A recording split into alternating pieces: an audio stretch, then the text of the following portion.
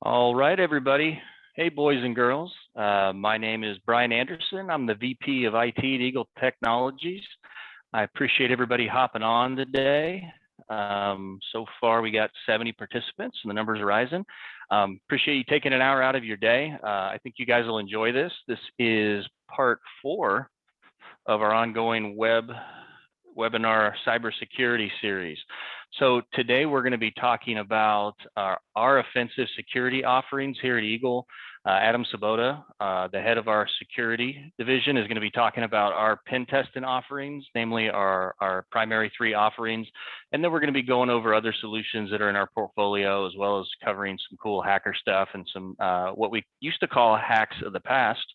What's interesting about that is when we designed this series, we actually thought that we would have to cover stuff in the past, because surely every 3 weeks there wouldn't be a new cybersecurity incident that's on the national news.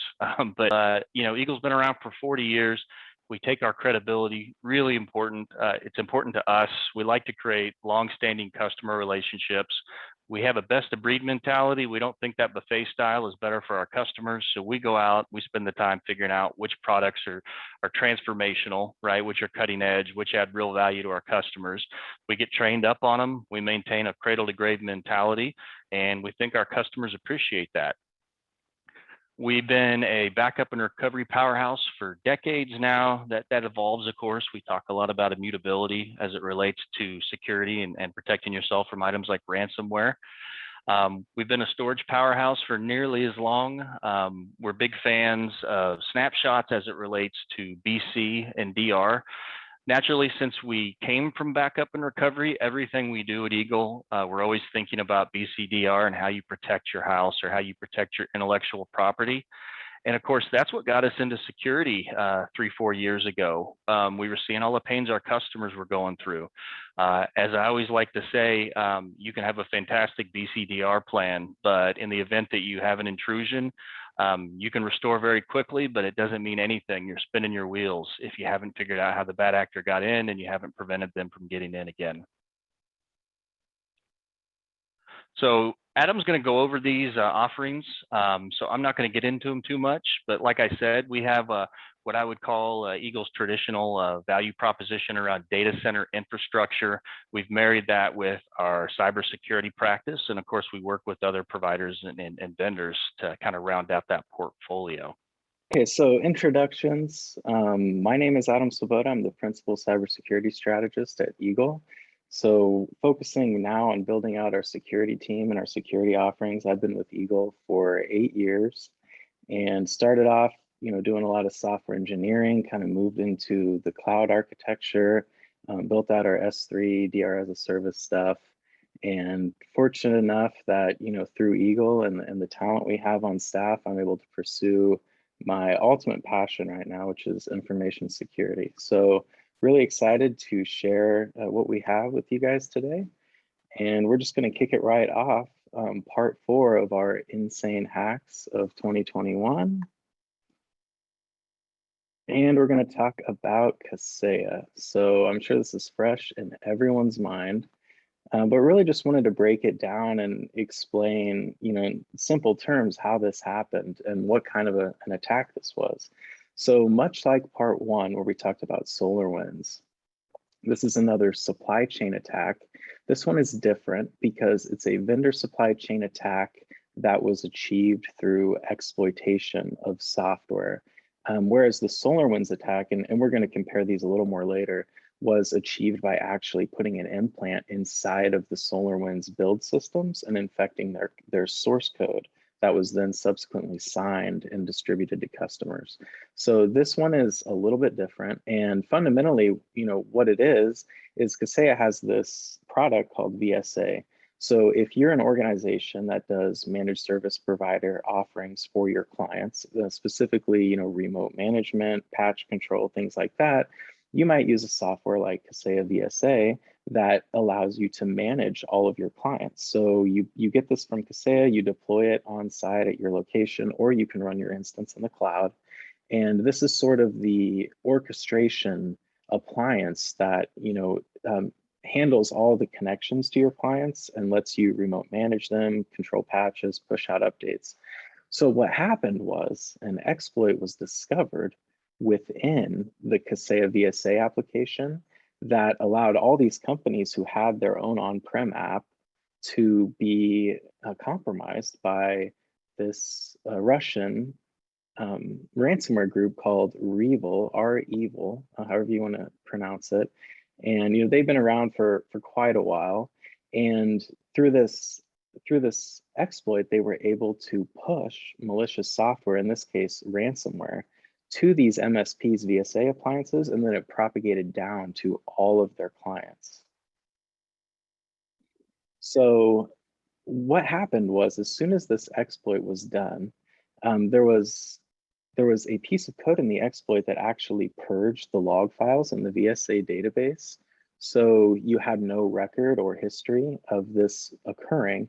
And then they created this task within VSA to propagate out these two malicious files to all of the endpoints. And they kind of hid their malicious data inside a .crt file and a JPEG file. So these get pushed out, and then upon execution, the certificate file gets renamed to an executable file. And what's really interesting about this is the ransomware dropped a valid signed binary of Windows Defender from 2014.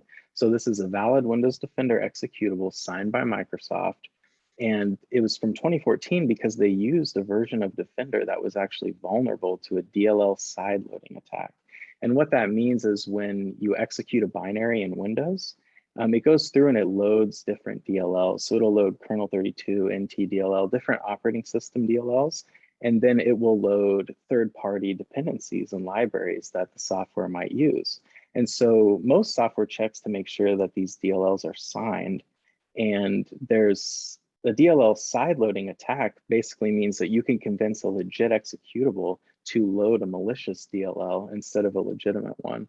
So REvil took this malicious code, put it in a DLL, signed it with a stolen certificate, we presume, and they executed this Windows Defender executable that then sideloaded their ransomware. So all of the encryption and ransomware activity was coming from a legitimate Windows Defender process running on the machine. And this really helped it fly under the radar of a lot of antivirus and EDR software. You can see, there's a little screenshot here from the Happy blog, which is what the REvil team calls their blog.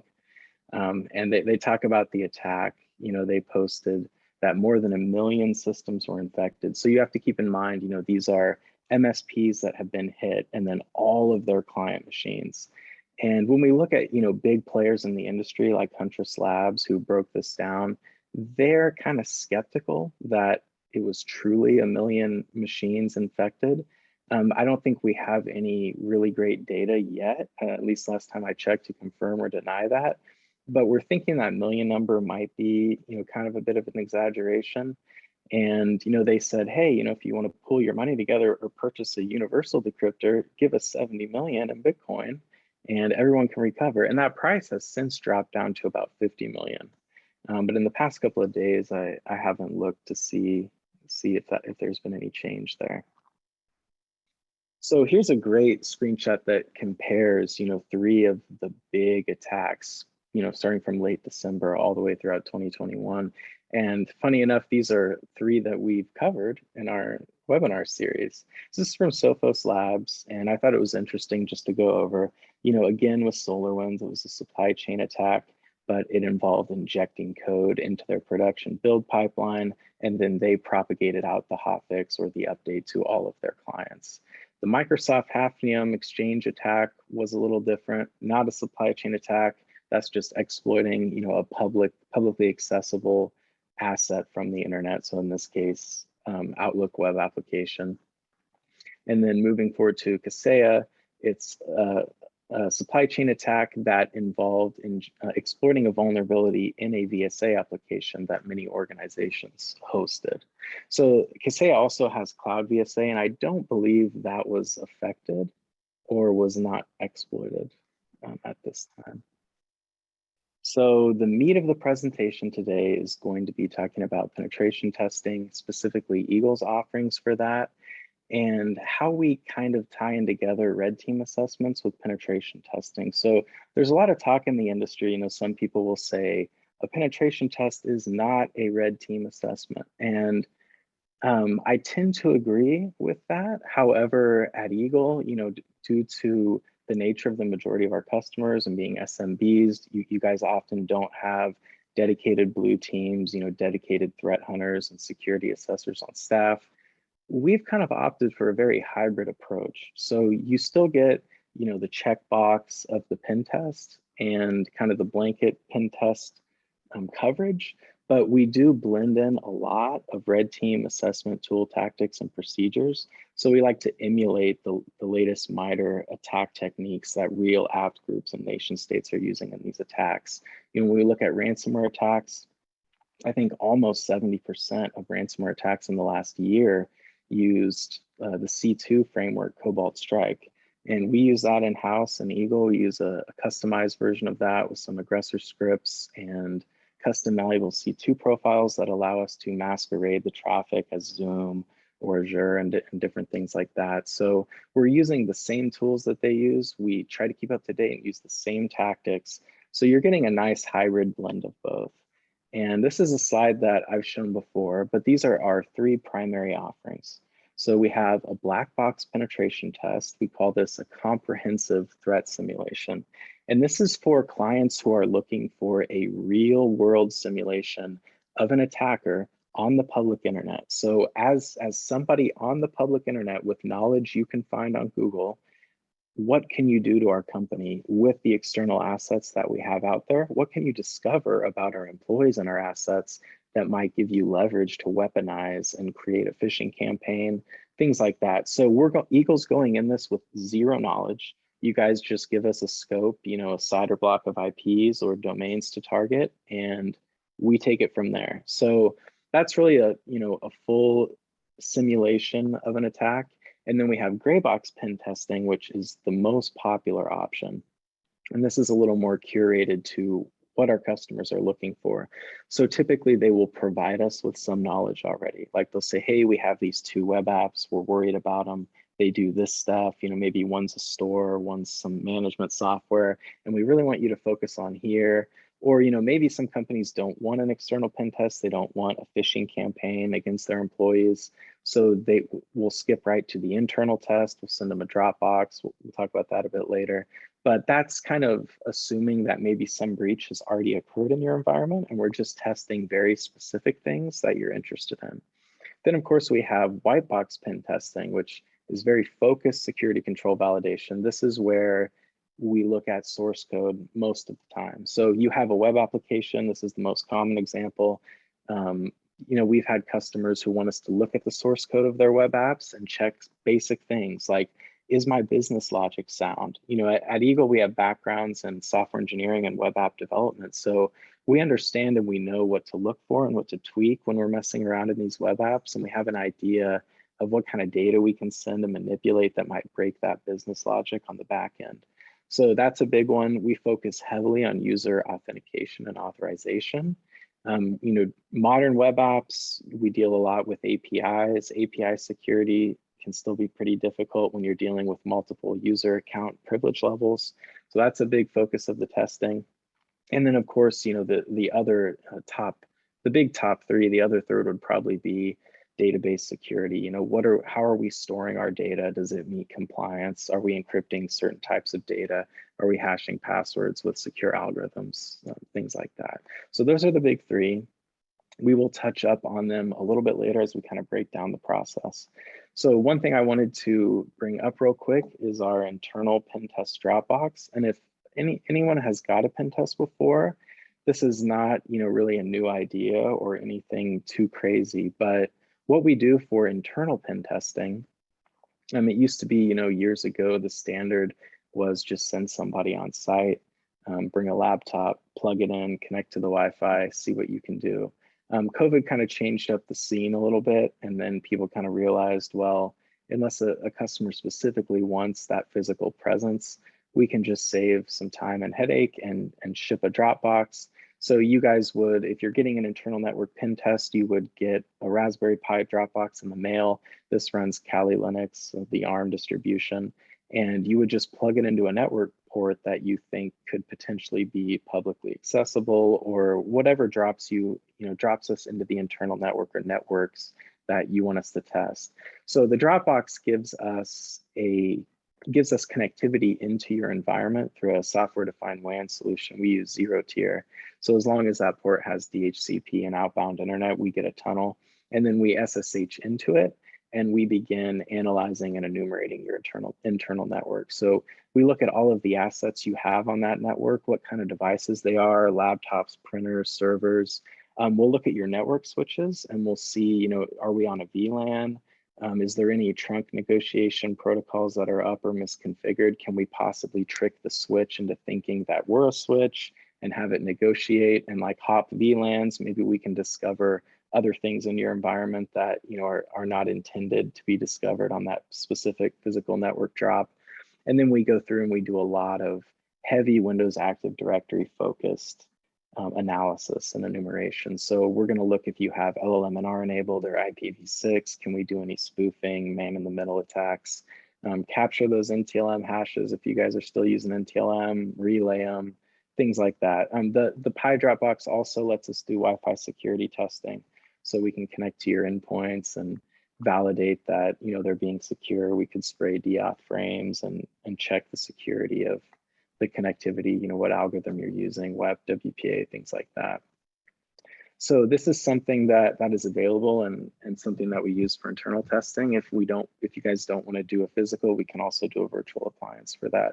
And we can also leverage your corporate VPN if you just want us to VPN in. Web app security, I wanted to touch up a bit on that since that's really picking up a lot of steam.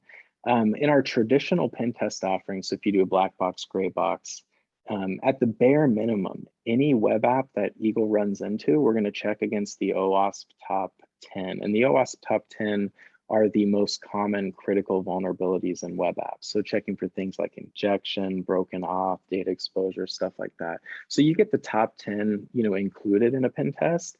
If we're doing an actual web application pen test where we're really focused on a web app, we're going to do all 200 plus OWASP security controls. So there's a giant checklist. I think it's just shy of 300 things now that OWASP has us test for. And we go through those one by one, meticulously. We're going to enumerate every API endpoint on the app. And we're going to spend a lot of time trying to break the business logic of that app. And the tool that we use primarily to do that is Burp Suite. We also use OWASP Zap, and they're both pretty solid. Touching up a little bit on application. Oh, real quick, let me answer this question.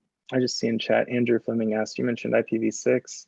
Do you have experience with and your tools will do scanning and testing over IPv6? So yes, all of our vulnerability scanning and port scanning, we do IPv6 if the client is using it.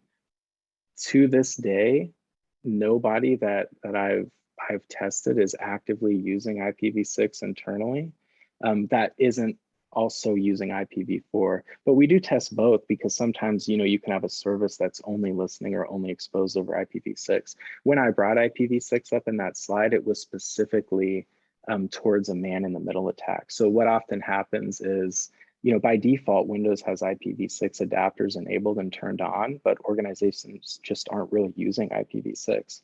So if IPv6 is enabled and all of your clients have an IPv6 address on the LAN, but nothing's using it, who's to stop me from going in there and deciding to spin up a DNS server on IPv6 and start serving DNS and redirecting your clients to my pen test box? So that's like one way that we capture and intercept NTLM hashes is we set up and I think it's called MITM6. It's a man-in-the-middle DNS server and proxy redirector that you can set up.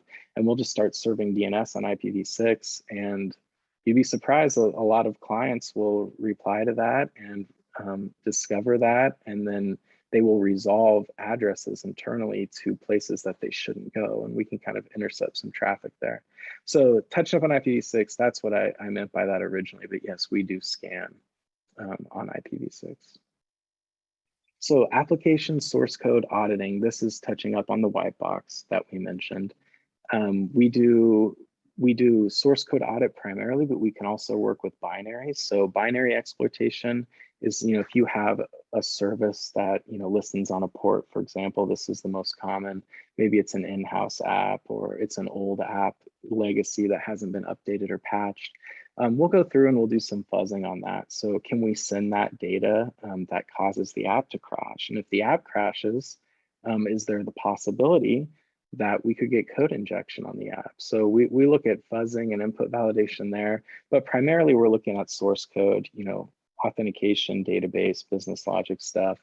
And below are the languages that we have the most experience in. So C++, C#, Python, Java, JavaScript, databases, and we have experience with Git as well. So we have customers who also want us to look at their build and development process and their pipeline, continuous integration, things like that revolve around Git and version control, and just make sure that basic security controls are being considered when that stuff is implemented. So we're going to break down piece by piece kind of how we approach a pen test, talk about some of the common tools that we will use. And we do base our entire framework and methodology off of the NIST SP 800-115. So NIST has a ton of standards that they publish, and 800-115 is their guideline for how you should implement a security testing and assessment procedure. So they kind of break it up into this pre-engagement through post-exploitation phase, and then findings and remediation. So we'll kind of go through each one of these and talk about it. But I wanted to bring this up because it's important. This is very common. Most companies offering pen testing will piggyback off of a standard like this, and this is really common. It gets you DoD compliance. So, we have a lot of government, counties, healthcare, things like that need that DoD compliance. So they appreciate that we use this, because anything that we find internally, we can reflect in our report and map that to a NIST security control. And it helps the teams on site understand, their weaknesses, and also help get their compliance back up to DoD standards.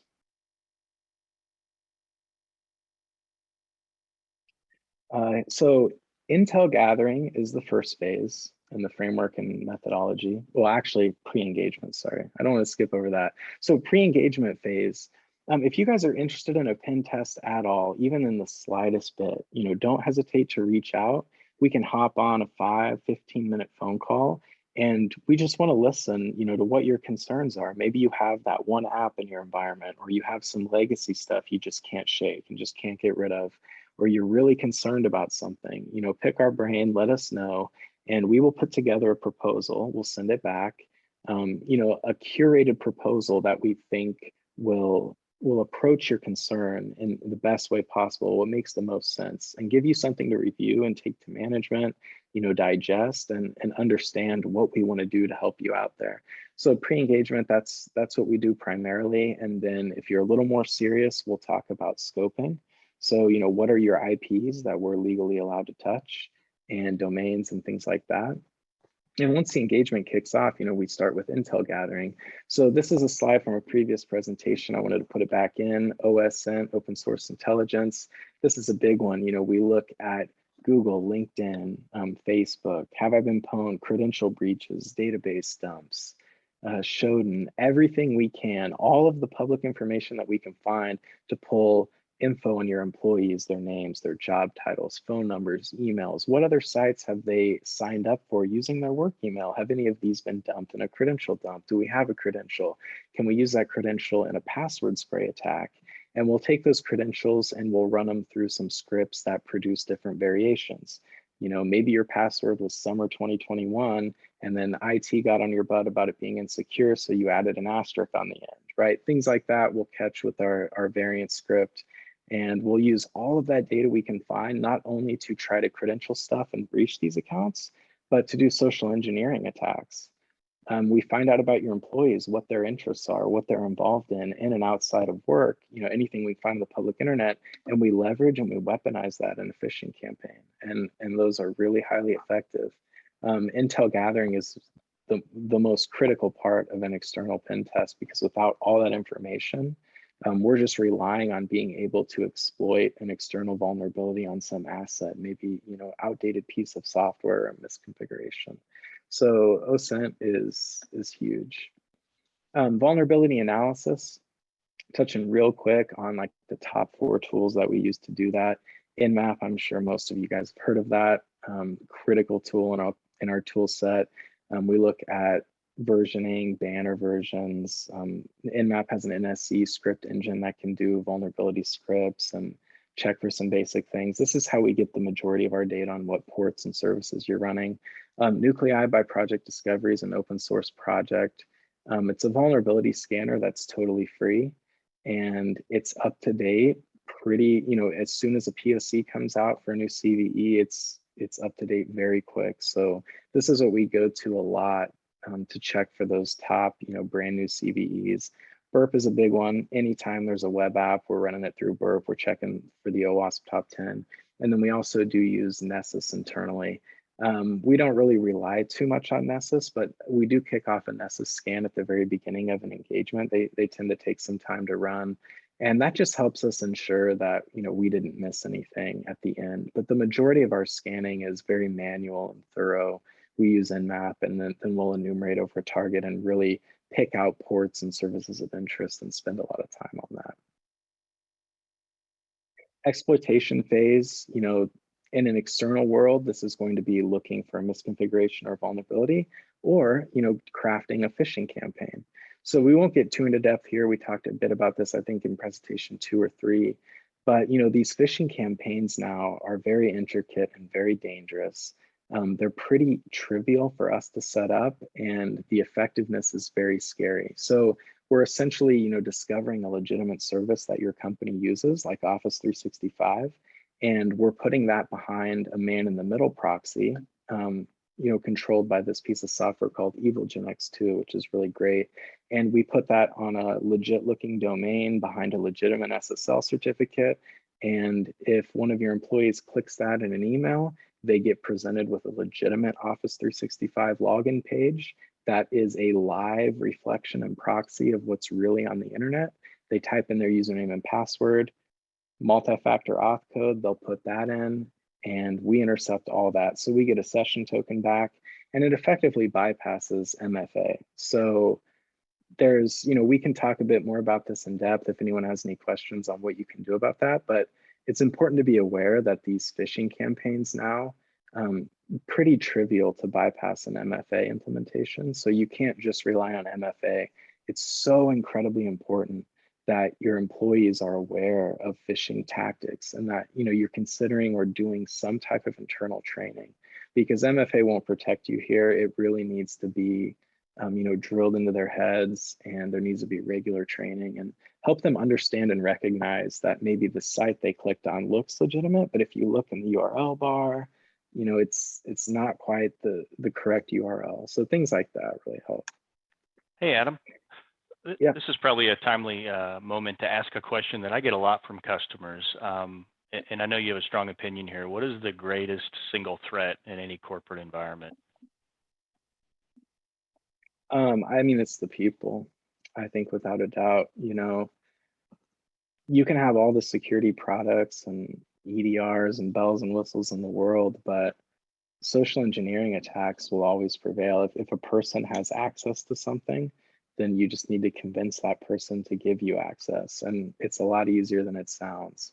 Email is still highly effective. You know, when we look at the top 3 ways I think that companies are being breached today, it's phishing, credential stuffing. So, you know, insecure, weak passwords. You've heard it time and time again, but it's terrible. It's out there all over. And, you know, the more and more sites that get hacked and databases get dumped, just gives me more ammo, because, you know, maybe I've mapped your employee's work email to their personal email, thanks to Facebook or LinkedIn.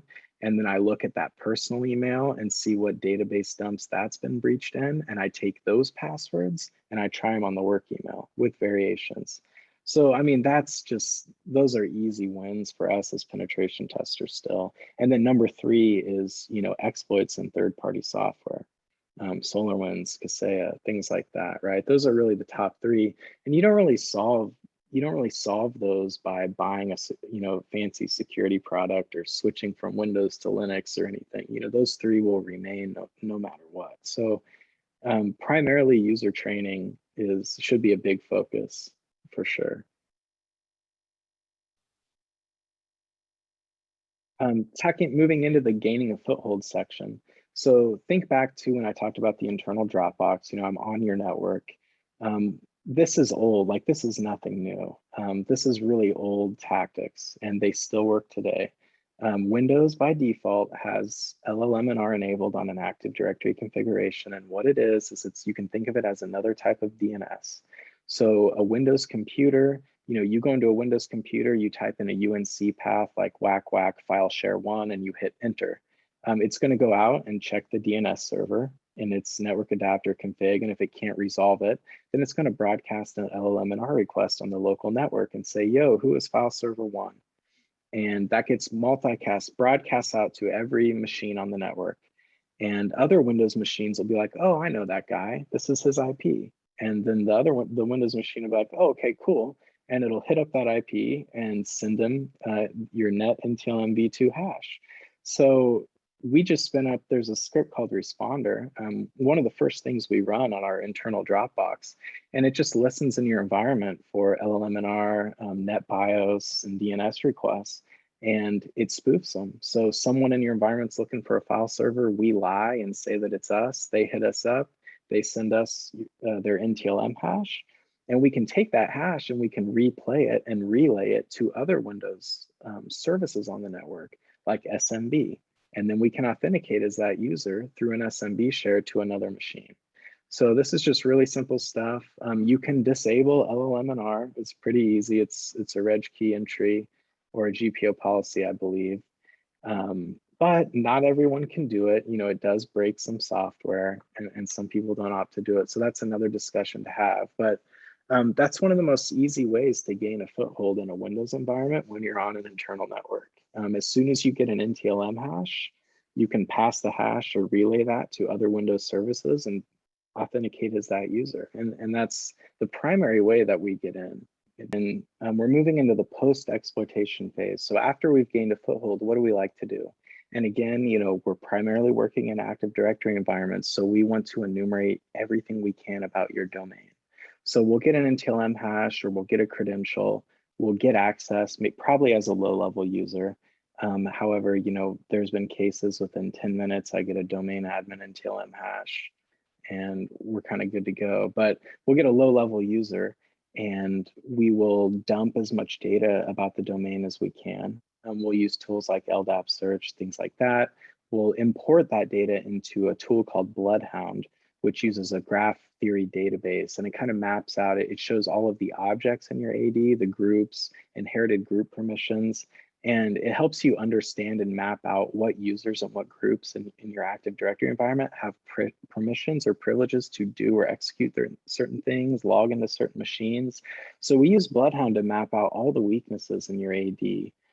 Help you understand, hey, this user is a part of this group, which inherits a permission from this object, which gives it permission to execute DCOM on the Exchange server. And if you do that, you could get domain admin, things like that, that if you're a Windows 80 admin and you're just using the built-in Windows 80 tools, you're never going to realize. Like, it's so convoluted and complex how AD works, and you can build this AD that evolves over a decade, and it's been upgraded from functional level 2003 to 2012, and like there's just things and misconfigurations and vulnerabilities that crop up over time that people don't have visibility into with the Microsoft tools, and they don't understand and can't wrap their head around how they work. So we use Bloodhound to map these out. We run a lot of custom queries against the AD objects, and we come up with all these different attack vectors that we will leverage to move laterally in your environment and escalate our privileges. We look at group policy a lot too. That's another great way if we can gain access to manipulate the group policy in any way. Another great way to get software propagated out to machines. And we also, we're starting to use this tool called Ping Castle, which has been really great for Active Directory security auditing. I don't think it's quite as in-depth as Bloodhound with, how you can graph out and query your data, but it will recognize some pretty common and obvious AD mistakes. So we like to run stuff through there as well. And then again, all of this stuff, screenshots and information are presented to you in the deliverable report, where we really focus on securing and cleaning up those loopholes and issues that we found within your Active Directory environment. Hey, Adam, quick question. Will an EDR detect this type of activity? Potentially. There's certain IOCs when you run these tools to dump data from the domain.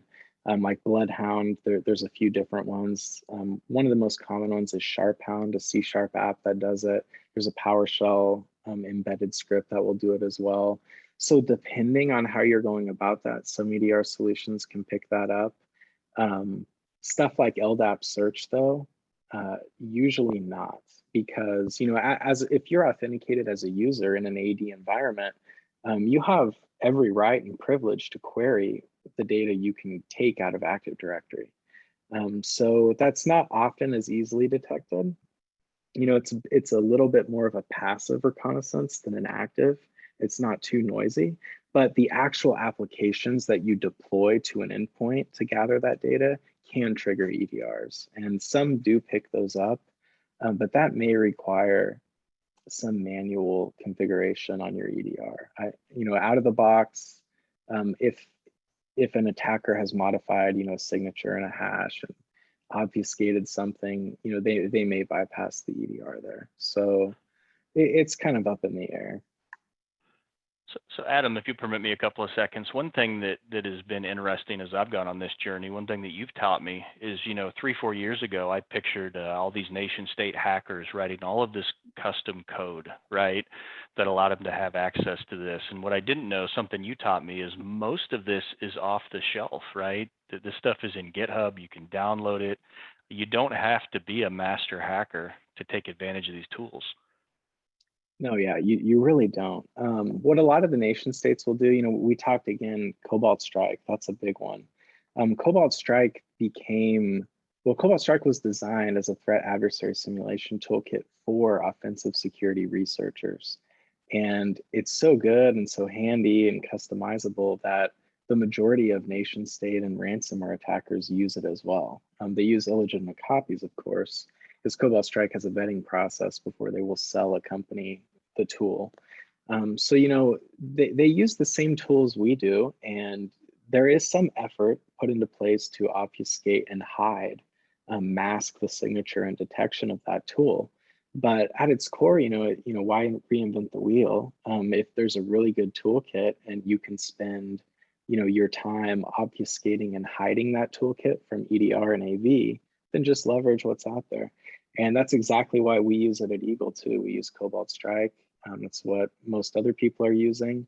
It's widely signatured and detected, in all of the security software. They know everything there is to know about Cobalt Strike, but you can still customize and mask and obfuscate and hide certain aspects of that and evade EDR and AV, modern EDR and AV. So it's a cat and mouse game, like we talked about in the previous one. And there's a nice segue into this slide.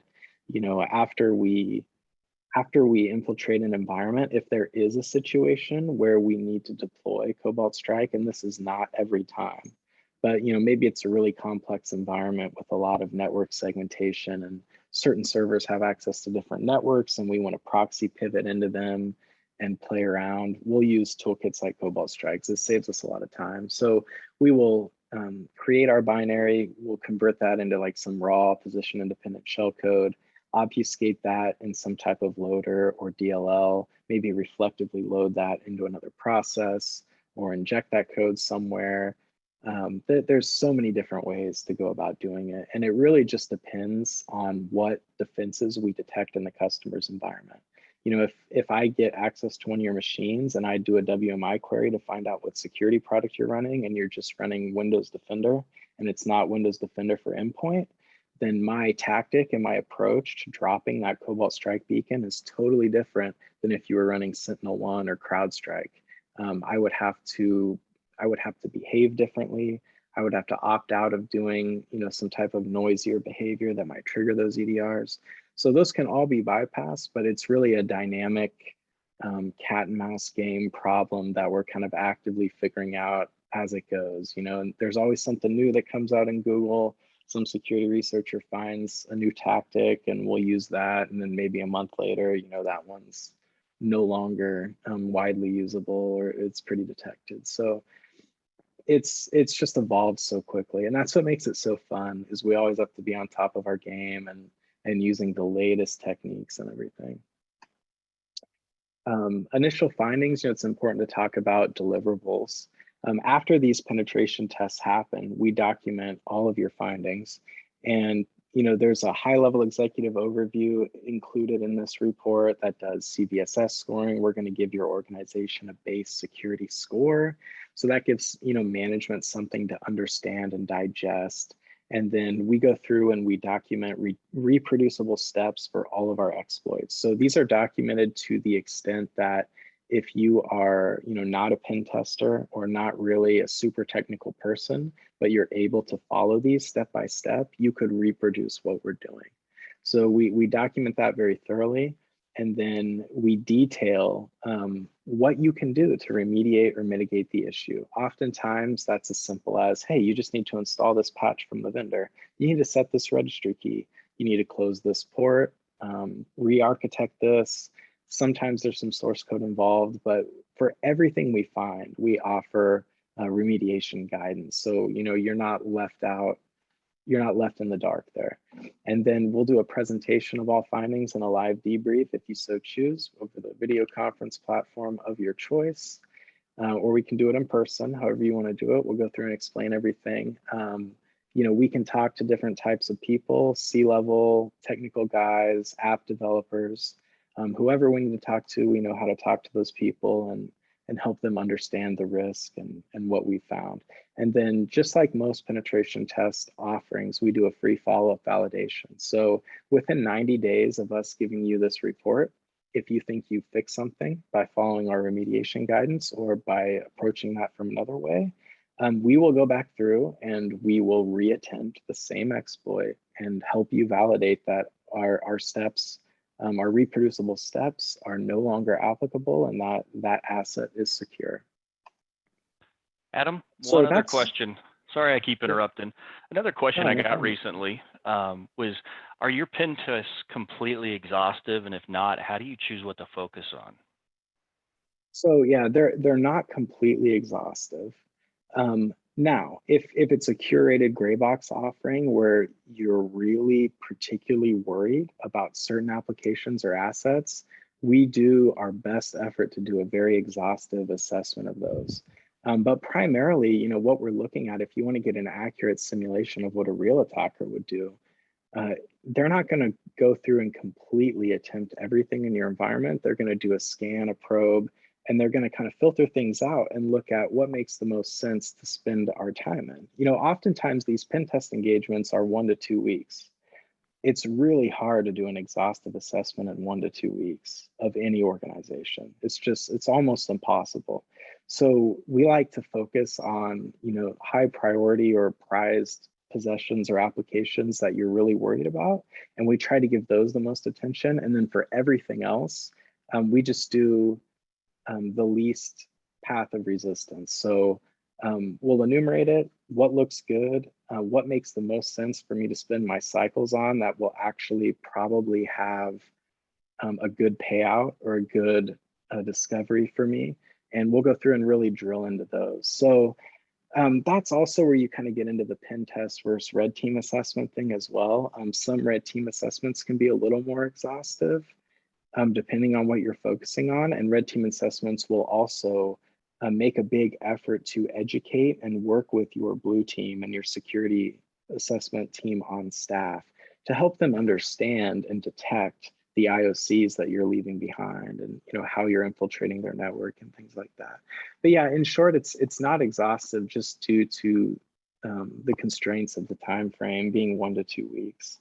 But if you want an exhaustive assessment, it's definitely worth having a conversation about. We would have to discuss scope, organizational assets, software assets, and then come up with a way to tackle that that makes the most sense, and spend the most time on those. But yeah, by default, we're just looking at what makes the most sense as an attacker to spend our time on, and what will have the biggest payout for us in terms of accomplishing our goal or exfiltrating data, compromising machines, things of that nature.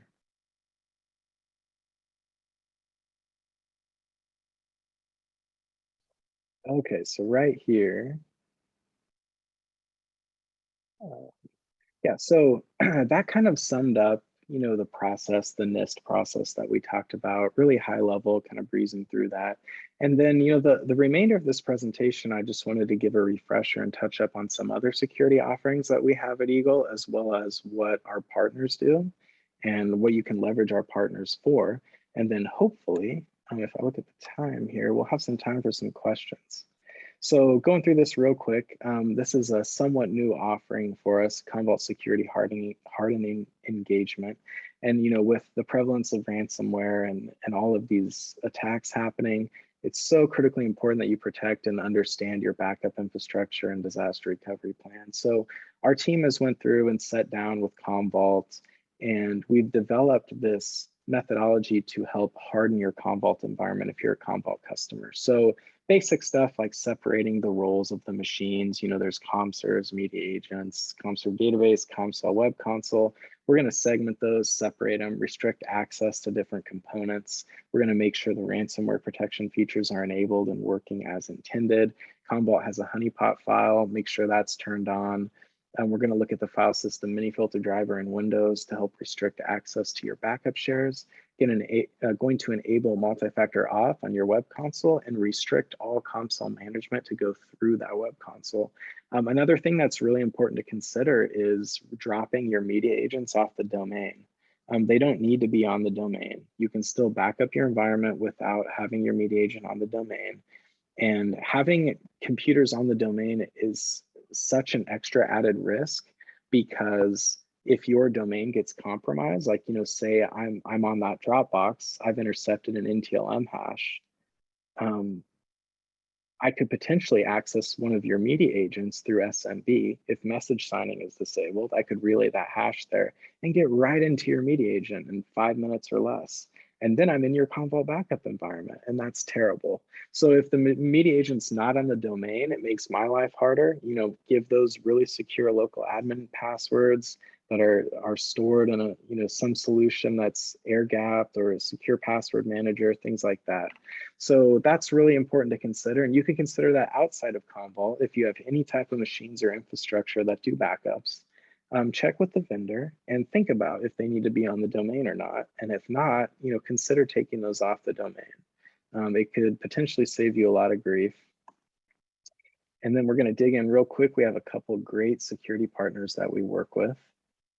We have Arctic Wolf, which is a managed service provider around security. So if you don't have a dedicated team on staff, you don't have any sort of logging or aggregation in place, have a conversation with Eagle, Arctic Wolf, see what they can do for you. They install these endpoints, or they install these agents on all of your endpoints that collect and aggregate logs, and they will come through and look through those logs for you. They'll filter out the noise and the false positives and just alert you on critical things that you need to worry about. So that can be things like maybe you have, an endpoint that's reaching out to a known botnet server, or you have an endpoint that in the Windows event logs is exhibiting event IDs that would indicate some type of attack, or like a hash relay attack, an authentication failure. They use Sysmon, so they can look at process creation and threat injection and things like that.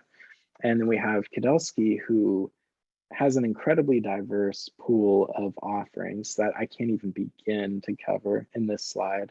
But one of the things that we partner with them for is incident response.